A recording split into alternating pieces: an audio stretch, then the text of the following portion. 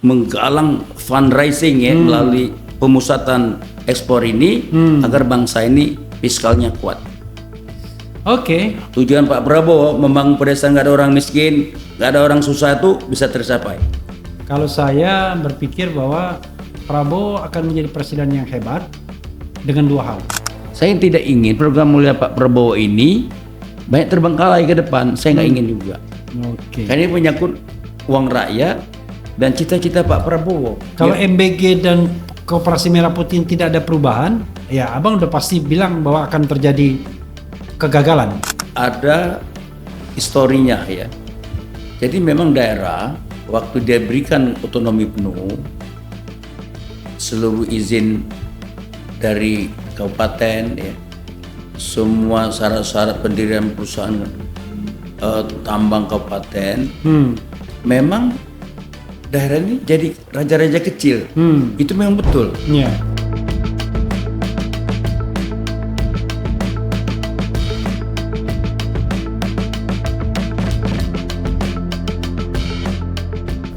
Oke, Bang. Ada lagi Bang, sebelum kita beranjak pada isu-isu aktual, Abang sebagai aktivis forever itu, yang terkait dengan pemerintahan kabupaten ini. Oke, ada tahap pertanyaan saya. Abang, berarti Abang ketua APKASI dari berapa ratus? 416 kabupaten. 416 kabupaten. Waktu itu pemilihannya ada aklamasi atau Aklamasi. aklamasi. Begitu lihat Abang ini cocok nih orang tua satu Ya ini. kira-kira. Karena saya orang tua mungkin. Udah sangat Enggak dong. Kalau Abang dianggap Abang nggak punya apa network gitu ke pusat nggak mungkin di orang kan. Ini nggak tahu aku itu. Jadi sobat daerah sekalian, Bang Bursa ini kenal semua sama pejabat di Republik ini. Yang jelas satu aja dia, tunduknya cuma sama Hariman Siregar Iya, saja. iya. Karena bedanya. Saya ini termasuk beruntung ya. Iya, Aku aktivis yang terkait dengan angkatan 45, iya, dengan 66, iya. dengan 70-an, Dan 80 saya sekarang. Yang terbaru. Jadi beliau ini lintas generasi. Jadi the messenger atau cruiser, penjelajah. Penjajah, betul. Jadi alhamdulillah aku masih sempat ketemu dengan Jenderal Sumitro di Humanika, diskusi Iya. duduk. Iya. Oh dulu Abang Humanika Humanika, ya? Jenderal Sumitro saya undang. Iya. Ali Sadikin saya undang. Iya. Petisi 50. Dulu Abang Humanika ya? Humanika. Iya, terkenal di Humanika. Anak muda. Nah, situ oposisi dari situ ngumpul. Nah, tapi Humanika itu sekarang kerja sama Indonesia Kanada jadinya. Enggak apa-apa. Yang Oke. penting setiap zaman Dulu Humanika itu kemanusiaan maksudnya. ya kemanusiaan, himpunan masyarakat untuk kemanusiaan dan keadilan. Iya. Oh, himpunan? Dulu himpunan masyarakat untuk kemanusiaan dan keadilan. Oke. Dia ini kita menggagas gerakan pro demokrasi dan keadilan. Iya. Memang sekarang Humanika udah orientasi lain, kita nggak ikut campur. Yayasan Indonesia Kanada kayaknya. Ya saya seserah mereka lah ya. Tapi bisa juga kayaknya jadi Kanada. Kanada bisa juga. Nah jadi saya termasuk beruntung. Saya dengan 45 kenal banyak kan. Dengan 66 Bang Eki, Bang Fahmi, Bang Sugeng Saryadi, Iya. Kosmas Batubara, Abdul Ghafur, saya Kenal diskusi juga. mereka. Nah di tempat Bang Eki itu ada diskusi ribuan. Saya ngumpul situ ada Gus Dur, ada Marsilam, ada Raman Toleng, ada Bang Eki, ada Cak Nur. Saya ikut anak muda. Marsilam udah meninggal belum? Belum masih hidup. Oh, masih hidup. Saya termasuk beruntung ini bisa bergaul dengan Bang Eki. Marsilam di mana? Udah kok jarang terdengar. Mungkin dia tinggal di rumah dia senior kan. Marsilam itu kan seumuran dengan di bawah Bang Eki sedikit lah Marsilam. Di bawah Eki Sarudin. Ya, di bawah umurnya ya. Abang jangan bilang Bang Eki, orang nggak tahu. Eki Sarudin saya maksud itu. Iya, nanti dibilang Eki Sujana lagi. Enggak. Itu Eki, Iya, ini makanya Eki. orang dengarnya kan jadi Eki Sarudin. Sebetulnya saya pernah kerja Jadi pada- untungnya saya tahu tuh Eki Sarudin dulu sering sekali dia nulis di tabloid Detik. Di Kompas juga pernah nulis. Ya, tapi tabloid Detik tuh alangan untuk tiap minggu ada wawancara Eki Sarudin. Dia mantan dubes Kanada. dulu. Ya. Nah, jadi saya termasuk bukan salah satu Eki Sarudin juga HMI ya? HMI. Ya. Bukan salah satu, mungkin satu-satu saya generasi yang terpaut dengan generasi itu. Jadi kalau ketemu Bang Hariman, baru beliau agak agak hormat. Kenapa? Karena Bang Hariman lebih senior. Ya, senior Bang saya. Hariman 76 tahun, Abang 67. Betul. Jadi saya itu dengan Bang Hariman tuh udah kayak saudara, bukan Oke. lagi apa ya, Ya. pertemuan aktif itu udah kayak saudara. Gimana udah lama sekali. Iya. Saya kenal dia tuh tahun 86 sejak ketua umum cabang Jakarta. Kami cabang Jakarta. Jadi 40 tahun. Saya tuh senang sama Bang Hariman. Kenapa? Dia kalau ngomong sopan sekali. Sopan. Memang Sopan. begitu pembawaannya. Lemah lembut. Iya.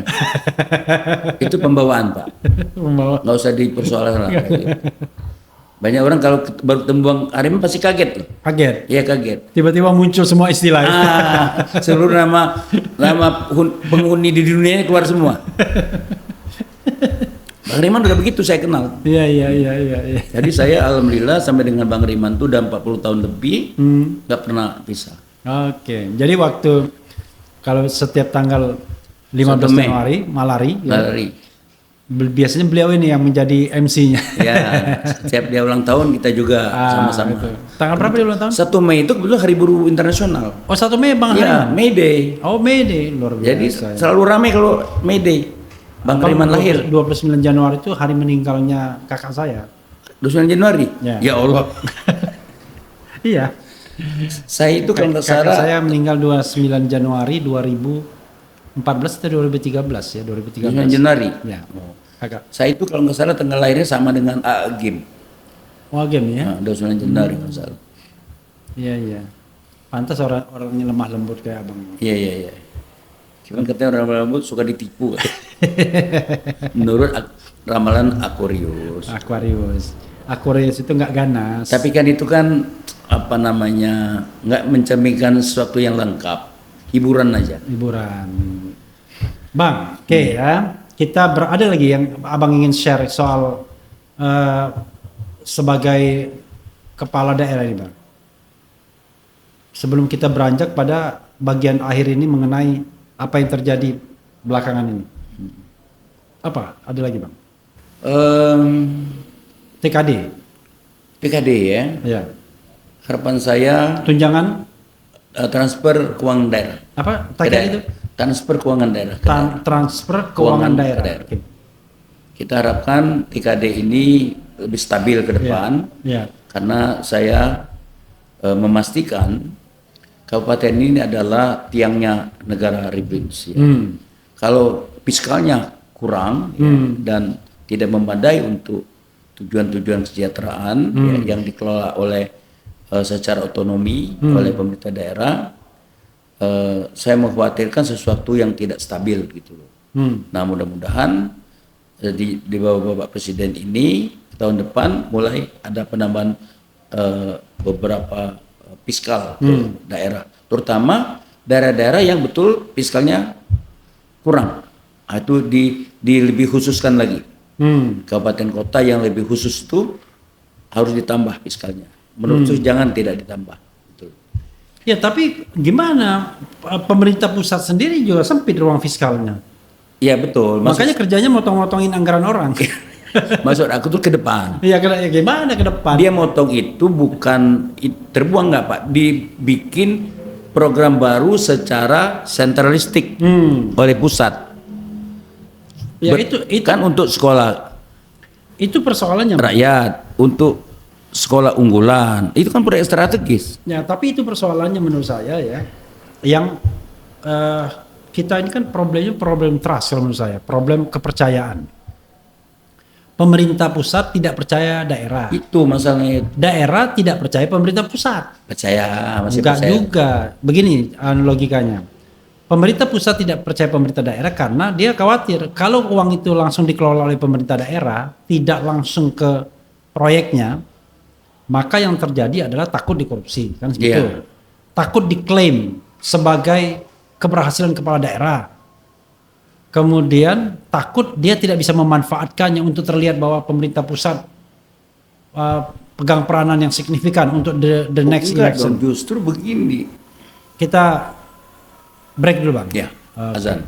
Iya, Sobat Era sekalian ya, kita lanjutkan diskusi tadi. Pertanyaannya Bang, mengenai, jadi kita melanjutkan diskusi ini setelah sholat dan makan.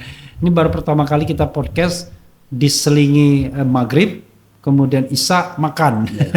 Luar biasa. Luar biasa. Berkah. Tetap dengan Bupati Lahat. Berkah. Jadi kita teruskan Bang ya. Ya. Persoalannya kan tadi Bang, pemerintah pusat tidak percaya dengan pemerintah daerah. Takut uangnya dikorupsi, takut uangnya diklaim, atau programnya diklaim. Tapi di sisi lain mereka juga pengen mengklaim.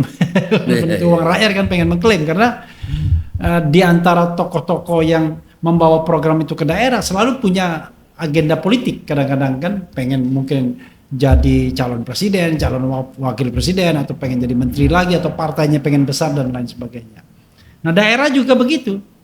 Bisa jadi dia membajak program pemerintah pusat dan diakui seolah-olah itu adalah program pemerintah daerah.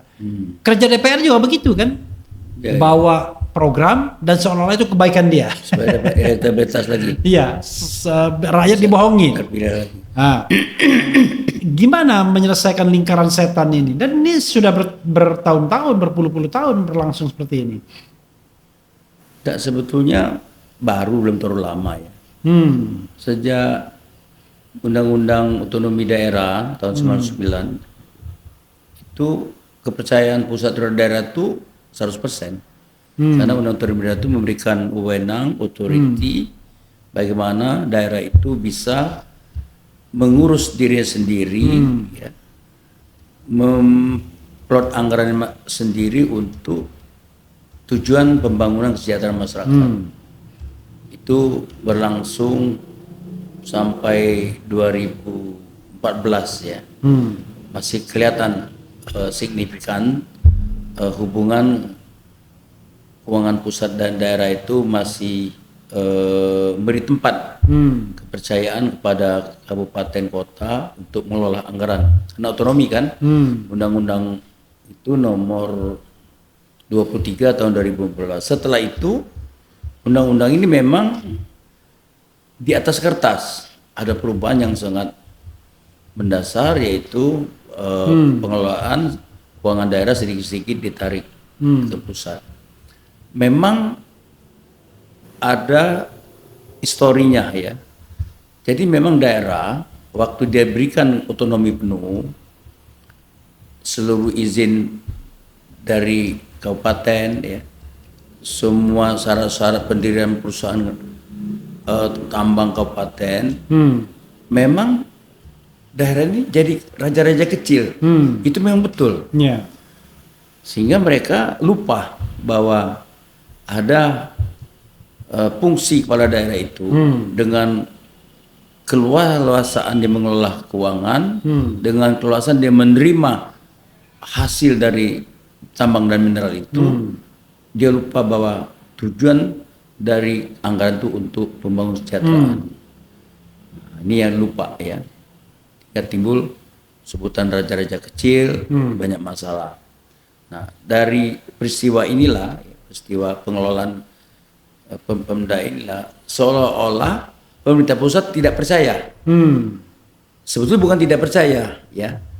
Ini pelajaran bagi kabupaten supaya bisa mengefisiensikan anggaran. Karena itu tahun awal Bapak Presiden Prabowo memerintah keluar Inpres nomor 1 efisiensi anggaran kabupaten pusat dan kabupaten seluruh Indonesia. Terjadi efisiensi. Dan itu memang terjadi di mana-mana efisiensi, yaitu mengurangi anggaran hotel, perjalanan, belanja barang dan jasa lainnya. Di Lahat, khusus Lahat ya, menghasilkan 425 miliar efisiensi. Oke. Dan itu kita alokir ke tempat strategis, yaitu bikin bendungan irigasi. Nah, penting itu, Inpres itu. Nah, seterusnya kemudian ada masalah. Masalahnya begini, yang menjadi perdebatan. Kenapa ketidakpercayaan, bukan tidak percayaan, kenapa pusat begitu banyak masalah di kabupaten itu kurang mempercayai mengelola keuangan sendiri. Padahal kita diberi tugas dalam baik di dalam hubungan keuangan pusat dan daerah maupun undang-undang otonomi daerah. Undang nomor 23 tahun 2014 itu. Nah, ini jadi yang jadi polemik ya sampai sekarang ini. Akhirnya TKD ditarik ke pusat. Jadilah pembangunan dimulai dari pusat. Ya. Nah, kita sebetulnya tidak menolak pembangunan ini dari pusat desa terdistrict. Kita ingin dialog agar ada sinkronisasi tujuan pusat ke daerah sasaran. Misalnya di kampung kita diperlukan berbagai macam irigasi.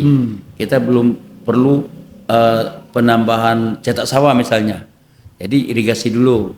Misal daerah tertentu mengembangkan perkebunan, bukan perikanan gitu. Nah ini maksud kita itu perlu ada kesesuaian di situ agar apa yang dimaksud dengan sentrasi anggaran ini tidak terbuang cuma-cuma.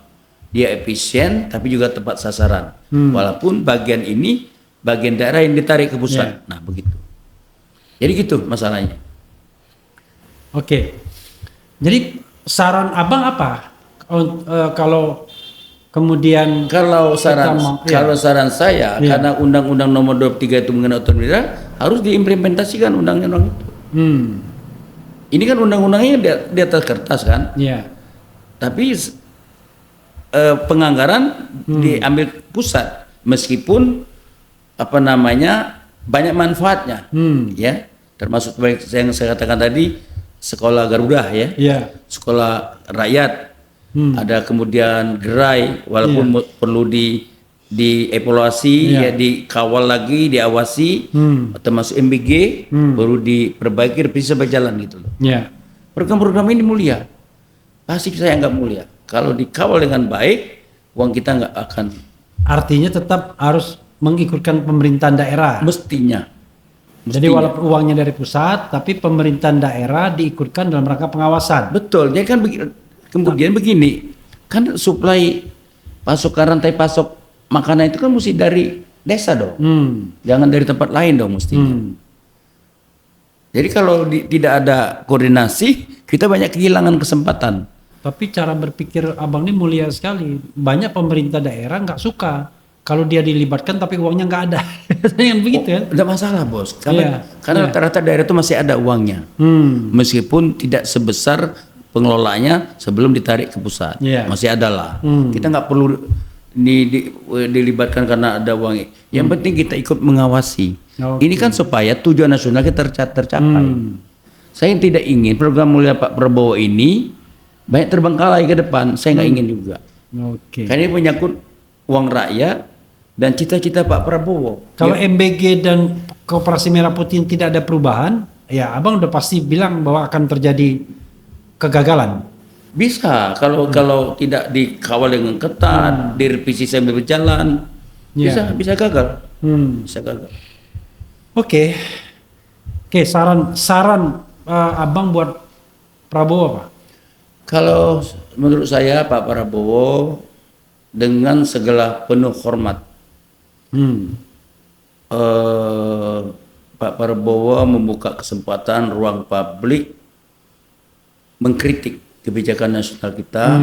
Bila perlu Pak Prabowo membuka ruang, apakah di Hambalang istana model kopi morning gitu loh, atau makan malam sebulan 12 kali untuk mengundang ahli, mengundang mahasiswa biar merasa rakyat ini memiliki pembangunan di tengah-tengah DPR yang kurang bergaung gitu loh. Jadi Pak Prabowo ini ada jalan kita untuk mendiskusikan jalannya pembangunan ke depan ini. Oke, Bang, ini bagian terakhir ya. Kita nggak srek kalau ngomong hanya daerah saja, tapi kita bicara tentang politik nasional yang lagi panas. Panas-panas dingin lah ya. Panas-panas dingin. Ngeri-ngeri sedap. Ngeri-ngeri sedap. Ini pertanyaan yang paling menohok. Abang punya keyakinan nggak pemerintahan ini jatuh? Kalau yakin bakal jatuh, apa alasannya? Atau sebaliknya, yakin tidak akan jatuh, apa alasannya? Yakin tidak jatuh. Oke, karena begini, ini memang ada paradok ya, ada semacam anomali. Kalau kita lihat tren pertumbuhan Ini data ya. Iya. Ini bukan hayalan. Iya. 5,61. Hmm. Inflasi kita tidak terlalu meroket. Masih di antara 2 dan 3%. Kemudian likuiditas bank kita oke-oke, nggak ada penyempitan likuiditas. Nah, memang anomalinya adalah dolar. Iya. Di tengah daya beli kita memadai, inflasi kita tidak terlalu tinggi, daya beli kita memang nggak begitu, menurun sedikit. Iya. Kenapa dolar tetap tinggi? Ini yang jadi pertanyaan saya. Saya nggak bisa jawab sampai sekarang ini. Ini yang saya. Tetapi kalau lihat dari penglihatan saya, berarti fondasi ekonomi kita cukup kuat loh. Inflasi kita bagus. Pertumbuhan 5,61. Data statistik ya. Iya. Ini bukan ngibul-ngibul, 5,61 benar. Iya. Daya Daya beli di daerah masih lumayan kelihatan bagus. Ekonomi nggak begitu terlalu sepi. Yang sepi mall. Kalau di daerah oke, UMKM tumbuh. Nah, anomali di dolar ini aku nggak bisa jawab. Oke. Saran saya, ini saran. Saran lagi. Ini kan kalau kita Pak Prabowo mengambil langkah taktikal, apa strategisnya, kita bisa nggak niru Malaysia waktu currency board-nya dia patok di ini apa namanya fixed rate-nya Iya. 2,47 ringgit Malaysia per dolar. Waktu itu melejit hampir 5 ringgit ini Malaysia dolar per dolar. Kita patok aja 10.000 per dolar. Apa masalah? Iya. Itu dulu pernah Steve Hanke kan yang mau mematok dolar 5.000 Iya dong. di awal-awal reformasi. Betul. Tapi idenya itu dia tidak diterima idenya. Saya tidak tahu ya, karena saya nggak bisa tanya lebih lanjut. Abang bukan ekonom dan saya juga bukan ekonom. Loh, kita memang ekonom, tapi kan kita mengikuti perkembangan. Iya, tapi maksudnya gini, kan the question is kenapa yang namanya currency yang fixed rate itu tidak diambil kebijakannya? Itulah saya pikir kita perlu keberanian Prabowo melakukan itu. Kenapa Mahathir bisa? Karena pada waktu itu orang mempermasalahkan governance kita. Loh, dulu kan Begitu. kalau Pak Harto berani fixed rate waktu itu, saya yakin nggak masalah. Apa masalah? Tapi itu setelah Soeharto jatuh itu kayaknya. Enggak dong. Iya, sebelum ya. Sebelum mesti dia pangkas 10.000 atau 8.000, apa masalah? Buktinya Mahathir berani. Ya, tapi pada waktu itu orang salah satu alasan yang saya dengar adalah soal terkait dengan governance kita. Kalau dipangkas, maka yang terjadi adalah black market. Black Jadi, market apa? Ya, orang akan borong dolar. Bukan dorong dolar, jualin dolar ya. Rugi kita. Udah di fixed rate, ngapain? Bukan, saya tuh lupa. Dia ngapain nahan dolar kalau udah di 10.000 kan? Ya, tapi black marketnya adalah nanti ketiadaan dolar, Bang. Begitu tidak ada dolar, Loh, kita masih banyak devisa kita. Ya, kalau begitu dolar itu sulit, maka nanti di black marketnya dia akan naik terus dolarnya, tetap naik dan kemudian nggak bisa jebol karena yang namanya fixed rate itu mengandaikan kita punya cadangan devisa yang kuat untuk intervensi pasar. Kan 140 miliar cadangan kita, gede loh. I don't know exactly. Saya nggak bisa jawab lagi soalnya karena saya juga nggak paham soal itu. Sekarang nggak berubah kita. Walaupun intervensi dikit-dikit tetap 140 miliar dolar. Ini informasi ya, data-data day to day gitu. Soal ini devisa kita. Jadi menurut saya, kenapa kita nggak berani kayak Malaysia? Nah, itu saya sesuatu yang ya abang harus jawab karena abang narasumbernya. Iya dong. Maksud saya kita menyarankan saja kalau Pak Prabowo mengambil langkah agak ekstrim sedikit itu, bikin fixed rate, jadi gonjang-ganjing dolar ini nggak terlalu memusingkan kepala para petinggi. Karena orang kalau dijadikan 10.000 orang kan borong dolar, itu masalahnya. Kalau saya enggak, justru orang jual dolar daripada turun-turun lagi jadi 9.000. Bukan begitu Bang teorinya. Orang akan borong dolar karena dolar murah, nanti akan terjadi gejolak, maka kemudian akan terjadi kesulitan likuiditas, kesulitan devisa, dan kemudian dolar naik lagi. Ya itu kan gitu. Menurut pendapat Refli ya. Yang saya dengar waktu kenapa Steve Hanke itu tidak di Ya mesti Malaysia nggak orang borong ini dolar. Ya itu karena governance-nya bagus. Kita ini kan pemain semua. Masalah Jangan a priori dong kayak gitu dong. Ini kan Bang. soal Yang kita belum namanya insider kita trading itu. belum ngambil langkah Iya. penting aja. Kita kan selalu ragu-ragu. Ya, tapi kalau soal itu Misalnya begitu- gini pertanyaannya, kenapa kita ragu bikin mobil sendiri? Kenapa kita harus tergantung sama Jepang? Vietnam sekarang sudah banyak Grab-nya di Jakarta, merek Vinfast. Udah ada 5.000 loh di Indonesia. Dia mereka tahun 75. Reformasi kelembagaannya tahun 86. Kenapa mereka sudah ada manufaktur, ada Tanya kan abang sama ke Prabowo. nggak maksud saya itu, harus ada langkah berani supaya Oke. kita nggak tergantung dengan impor. Oke. Garam, misalnya kita bisa kebangun garam. Ya itulah. Pantai kita kan hampir 90.000 kilometer panjang, masa nggak ada garam gitu loh? Nah, itulah nasihat abang ke Prabowo kan berarti Iya, kan. saran. Iya. Oke. Nah sekarang pertanyaannya adalah kalau abang yakin bahwa fundamental ekonomi kuat, kenapa kemudian ada gejolak akhir-akhir ini? Kenapa?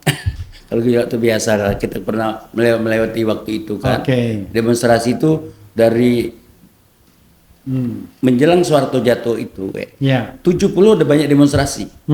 Taman Mini oleh Bang Buyung, Rendra. Ya. Tahun 74 ada Bang Hariman. Iya. Ya, tahun 7879 ada Kampus Kuning, ada Heri Amadi, ada apa namanya Indro Cahyono, ada Indra Bodinani dari UI, ada Lukman Hakim yang ditangkap. Terus muncul angkatan 80-an, 90 reformasi tahun 98 panjang perjuangan. Itu biasa lah dalam negara demokrasi. Apa masalah? Tuntutan mahasiswa kan memang begitu dari zaman dulu. Kayak Pak Rapli nggak pernah mahasiswa aja ini. Iya. Artinya abang ingin dalam tanda kutip abang mengecilkan gerakan mahasiswa sekarang Bukan sebagai mengecilkan, memang mahasiswa harus begitu. artinya cuma sekedar ya nggak akan menjatuhkan pemerintahan juga gitu ya. Mahasiswa tuh nggak ada tujuan politik dari Oke. mana. Oke. Mereka itu kalau aku Ya. tetap mahasiswa itu selalu menyimpan perasaan paling dalam. Dia menangkap aspirasi masyarakat, dia salurkan ke pemerintah. Jadi selalu mahasiswa itu. Bahwa nanti ada yang numpang-numpang terkait itu, saya nggak tahu lah itu. Ya. Itu urusan mereka. Tapi mahasiswa selalu dibawa tuntutan murni. Aku pernah mahasiswa, Ya. nggak pernah ada agenda ditawarin orang beasiswa pun saya nggak mau zaman dulu. Kenapa? Mahasiswa idealis karena dia belum ada tanggung jawab istri, belum ada tanggung jawab keluarga, belum ada tanggung jawab ini itu ekonomi, hidupnya terbatas. Nggak bermotor pun nggak apa-apa, Ya. baju selembar oke. Ya. Itulah aktivis. Hmm. Kalau aktivis sudah mau cari kekayaan, dia pasti tidak menggemban misi kerakyatan. Dia tidak mengemban. Jadi bagi saya mahasiswa demonstrasi itu wajar saja. Dia nyampaikan aspirasi, pemerintah nggak usah ini merasa apa namanya istilahnya terganggu. Justru diterima hampir perlu. Oke. Bikin kanalnya. Tapi ini kelihatannya misalnya forum pernawiran TNI atau apa juga seperti berkonsolidasi juga itu. Oh biasa lah. Biasa. Biasa. Ya semuanya biasa aja bang ya. Kalau nggak biasa saja itu. Nggak perlu dikhawatirkan. Tinggal cara Bapak Prabowo meresponnya, nggak perlu khawatir menurut saya. Oke. Ya, nah yang penting Pak Prabowo konsentrasi memperbaiki ekonomi, Ya. menjaga stabilitas moneter kita, fiskal kita harus kita tingkatkan, kemudian pembelanjaannya harus kita bikin efisien. Apa masalah? Oke. Ya mudah-mudahan tidak ada masalah. sama Mudah-mudahan sekali. tidak masalah. Kita doakan. Kalau ada masalah lain persoalan. Itu soal lagi. Tapi gini, saya ingin mengatakan, Ya. kita sebagai pemerintah jangan alergi dengan protes mahasiswa. Ya. Karena mahasiswa itu masa-masa pergolakan. Anak muda memang begitu. Jangan ditakuti. Oke. Di sini ada acara dialog nasional kebangsaan kembali ke 45 dan evaluasi kepemimpinan nasional dalam rangka menyelamatkan NKRI di Grand Australia Hotel. Gitu. Oh yang Fahrul Rozi, Tiasun Sudarto, Hanafi Asnan sampai jenderal-jenderal. Ada Refli Harun juga di sini. Oh iya, ya, tidak apa-apa. Nggak apa-apa. Sejak itu mendiskusi bangsa di masa depan, ya, Ya. aku pikir Bapak Presiden Prabowo Ya. nggak akan terganggu. Oh, Bagi dia perlu diajak dialog Bapak Presidennya gitu loh. Kalau saya diundang ke Malang, ke istana, tokoh-tokoh mahasiswanya, Ya. kan bagus. Pertanyaan saya adalah sejauh mana sebenarnya Presiden Prabowo mau mendengarkan kritik masyarakat? Karena kelihatannya mulai alergi dia. Misalnya kemarin ada ungkapan, ada sekarang ini profesi banyak pengamat orang yang Katanya? ya itu banyak profesi baru sekarang pengamat, orang yang nggak mau kerja, orang yang nggak mau berbuat bagi bangsa. Jadi bagi yang pernah diamplifikasi oleh Teddy juga kan, bagi mereka bahwa yang namanya kerja itu ya harus menjadi bagian dari pemerintahan. Oh, Jadi kalau tidak menjadi bagian dari pemerintahan, mengkritik itu nggak kerja itu namanya. Itu hanya apa gitu. ya mungkin begini, mungkin Padahal negara kan tidak dibentuk oleh satu arus saja gitu. begini apa pembisik ya. Iya. Menurut saya Pak Prabowo mulai memperbaiki ekosistem di istana maupun di lingkungan pemerintahan. Kalau terus kita alergi dengan mengkritik ya, kemudian intelektual dianggap mengganggu, saya pikir ini ada masalah di negeri kita. Kita ingin demokrasi ini yang kita cita-citakan itu tidak ada masalah. Iya. Seperti dulu Pak SBY ditulisin kerbau kan, Iya. SBY, Sibuya. Nah, dia anggap ini rakyatnya mengkritik dia. Aman-aman, demokrasi jalan. Toh ekonomi berjalan lancar, Iya. nggak ada upaya-upaya yang mengkhawatirkan atau upaya untuk menggulingkan kudeta, nggak ada. Aktivis jalan, Bapak Presiden 2 periode justru. Nah jadi menurut saya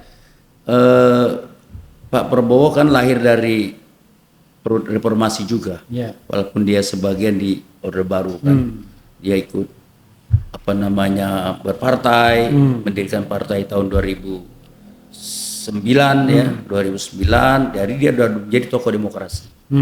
Partai politik itu adalah pilar demokrasi. Nah, cerminan partai itu, cerminan pemerintah itu cerminan juga partai politik. Jadi demokrasi sudah diambil oleh Pak Prabowo, dia jangan, menurut saya jangan keluar dari demokrasi sebagai orang partai. Abang yakin nggak sebenarnya kita tidak akan regresif dalam hal demokrasi kita? Karena kelihatannya sekarang ini regresif. Sejak SBY, Jokowi regresif tuh mulai. Apalagi sekarang kelihatan TNI dan Polri makin menguat perannya di wilayah sipil. Oleh karena begini, saya sarankan ya, mesti ada dibuka ruangan diskusi hubungan sipil militer, agar kita bisa menerjemahkan kembali situasi politik kali ini dalam konteks hubungan sipil militer kekinian, bukan dalam konteks Orde Baru lagi. Bagaimana kita melihat hubungan sipil militer di era ini, termasuk menguatnya polisi, kepolisian kita. Ada reformasi tapi nggak terjadi reformasi. Nah ini mesti dilihat kembali. Tapi hubungan sipil militer dulu dalam konteks ABRI dan polisi kan. Nah sekarang agak terpisah melihatnya. Hubungan sipil polisi, walaupun polisi ini sipil sebetulnya. Iya, sipil bersenjata, tapi sipil bersenjata. Wataknya tetap militer. Tetap militer. Nah jadi ini yang harus dipotret kembali. Kenapa ini bisa penguatan terjadi begini di era demokrasi kita sekarang ini? Supaya kita bisa jernih lihat persoalan kita ini, kemudian kita punya kanal untuk kanal bagi masuknya militer terlalu jauh ke dalam ranah sipil, termasuk polisi ke ranah sipil. Jadi dua-duanya mesti kita potret secara jernih. Kalau terakhir ya, this is the last question. Dua yang terakhir. Abang masih optimis nggak dengan negara ini sesungguhnya? Optimis dong, masa kita pesimis? Loh itu kalau soal pesimis dan negara kita sendiri. Pesimis kan soal pendekatan, bukan berarti tidak cinta. Tapi kalau lihat tren pemerintahan Prabowo ini, kita menuju Indonesia Emas 2045 atau sebenarnya kita sedang begini, declining? Bos. Ya. Mungkin Pak Repli ya. Kalau sudah pakai bas-bos ini udah Kita bisa aktivis bener berbeda nih. soal Pak Prabowo Nah, mensentralisir ekspor ya. iya. Karena memang transfer pricing dan under invoicing itu memang merugikan negara. Iya, iya. Itu cara mafia menggelapkan harga Iya, sesungguhnya. iya. Dia pasang cangkang di Singapura di mana-mana. Ya, itu kan pejabat juga beberapa di antara mereka. Ini mau diberesin Pak Prabowo. Begitu kita lihat datanya, ternyata dia juga. Makanya Pak direkrut lagi di pemerintahan orang-orang itu. Prabowo harus bersihkan segera. Ya. Kita selamatkan negeri ini. Mumpung Prabowo ada kesempatan untuk menyantelkan gagasannya ke pasal 33 itu. Kalau itu nggak ada peluang lagi. Jadi saya setuju itu. Asal efisien, pengawasan ketat, bakal belasan ribu triliun masuk. Nah jadi TKD naik lagi nanti. Naik lagi. Ya dong. Iya. Ya mudah-mudahan ya. Ya, Kalau saya begini. Ya. Kita bagaimana juga kita doakan bangsa ini maju lah. Oke. Kita udah jauh tertinggal dengan Malaysia, dengan Vietnam gitu loh. Jadi saat ini momentum kita untuk menggalang fundraising ya melalui pemusatan ekspor ini agar bangsa ini fiskalnya kuat. Oke. Tujuan Pak Prabowo membangun pedesaan nggak ada orang miskin, nggak ada orang susah itu bisa tercapai. Kalau saya berpikir bahwa Prabowo akan menjadi presiden yang hebat dengan dua hal. Apa? Satu, dia deklarasi tidak ingin termin kedua. Ah. Jadi dia satu periode saja sehingga dia full bekerja hanya untuk bekerja sebaik-baiknya. Kedua, dia melakukan reshuffle terhadap kabinet. Oh itu boleh juga itu. Orang-orang yang tidak kompeten, tidak jujur, korup, singkirkan. Nah, setuju itu. Cari orang yang punya kompeten tapi sekaligus berintegritas. Dan jangan terlalu gendut kabinet masuk gitu ya. Ya, jangan terlalu banyak, jangan terlalu gemuk juga kabinetnya. Iya. Nah, kalau itu mungkin berhasil. Jadi nggak ada lagi namanya kabinet bagi-bagi Artinya jabatan. mudah-mudahan suara ini didengar Pak Prabowo. Mudah-mudahan. Tapi yang kedua tadi itu nggak boleh juga membatasi Pak Prabowo nggak boleh 2 kali. Bukan, begini Bang. Kalau kita mau membangun sebuah hal, itu tidak boleh ada konflik of interest. Oh. Kalau kita misalnya ingin periode kedua, maka yang terjadi adalah kita akan memake up segala sesuatu agar kita terpilih kembali. Untuk terpilih kembali maksudnya. Iya. Semua program akan diarahkan ke sana. Koperasi Merah Putih bukan dimaksudkan untuk memberdayakan masyarakat desa, tetapi untuk dilihat bahwa pemerintahan sudah bekerja dan punya jaringan sampai ke daerah. Oh gitu ya. Infrastruktur politik sampai daerah. Kan itu yang jadi masalah. Dan sebetulnya kalau itu mau dibikin Pak Prabowo nggak usah ngapain, percaya aja dengan bupati. iya. Kalau Pak Prabowo mencalon lagi kan, Iya. ngapain? Iya. Pak Prabowo perkuat fiskal kita, yang nggak bisa menang Pak Prabowo ada pecat-pecat aja bupati. Enggak juga. Karena kalau dia mau tentang good governance, clean government, maka memang dia tidak boleh nyalon lagi. Oh gitu ya. Karena kalau dia mau nyalon lagi, dia punya kepentingan untuk membangun jaringan itu. Yang justru yang harus dilakukan, dia jadi wasit dari pemilu yang sehat dan baik. Seperti Pak Prabowo percayakan kita aja lah ya. Iya. Supaya. Dan lagi pula dia kan sudah sangat senior. Oh sepuh maksudnya. Iya.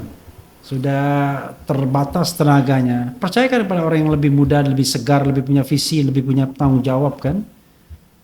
Oke, the last statement, closing statement, Bang. Saya mengajak seluruh lapisan generasi ya, bahwa demokrasi itu mesti diperjuangkan dan kita punya kewajiban untuk menjaga bangsa ini bertransformasi secara fundamental, terutama pembangunan yang inklusif ya, bukan cuma mengejar pertumbuhan, tapi juga di dalamnya ada pemerataan, ada keadilan. Nah, karena itu kita memperkuat gagasan kita, intelektual kita yang memiliki tanggung jawab untuk kemampuan rakyat kita, terutama mahasiswa, NGO, tokoh-tokoh masyarakat yang mencintai bangsa ini bergerak bersama, yaitu membangun bersama pemerintah. Yang mengkritik saya mengkritik, yang di pemerintah silakan memerintah, yang di parlemen tingkatkan lagi pengawasannya agar ada check and balances di dalam pemerintahan kita. Itu artinya kita mulai membuat demokrasi kita tanda-tanda hidup. Jadi kita punya kewajiban untuk menjaga negara ini lebih maju, karena 2045 menurut Bapak Prabowo kita kelas menengah kita mesti meningkat besar, struktur ekonomi politik kita belah ketupat. Jadi bukan piramidal. Jadi belah ketupat itu kelas menengahnya besar, yang kaya sedikit, yang miskin juga sedikit. Jadi kira-kira gitu. Nah, itu dibutuhkan pertumbuhan ekonomi di mana-mana, industri yang beragam, berorientasi ekspor. Sehingga income per kapita kita minimal 14 sampai 20 ribu US dollar per tahun yang akan datang. Itu tanda-tanda negara maju. Dan korupsi diberantas. Dan itu yang paling intinya. Ya. Ya paling intinya di situ. Kalau itu nggak diberantas yang besar-besar itu, waduh kita susah, Pak. Kalau di Vietnam menterinya dituduh korupsi, perdana menterinya mundur. Ya. Kalau di Cina ditembak-tembakin di lapangan tembak. Jadi menurut saya itu akut ya. Mesti dikembalikan ke penegak hukum yang juga mau melakukan sesuatu yang terbaik untuk bangsa ini. Kalau itu tidak dilakukan, ya kita muter-muter juga di situlah gitu. Oke, Bang Bursa ya, sobat daerah sekalian, banyak hal yang sudah kita diskusikan. Ada perbincangan yang hot, ada perbincangan yang soal daerah. Tapi semuanya penting ya untuk kita ketahui. Mudah-mudahan ini bukan pertama dan terakhir dengan Bang Bursa, karena banyak hal yang harus didiskusikan di Republik ini. Dan yakinlah bahwa yang namanya perbincangan ini juga karena kita cinta negara, ingin memberikan kontribusi yang terbaik, sebaik-baiknya kepada bangsa dan negara ini dengan cara masing-masing. Tidak semua orang harus berkuasa, tapi harus ada division of labor, yaitu pembagian tugas. Betul. Wassalamualaikum warahmatullahi wabarakatuh. Keren dan cerdas.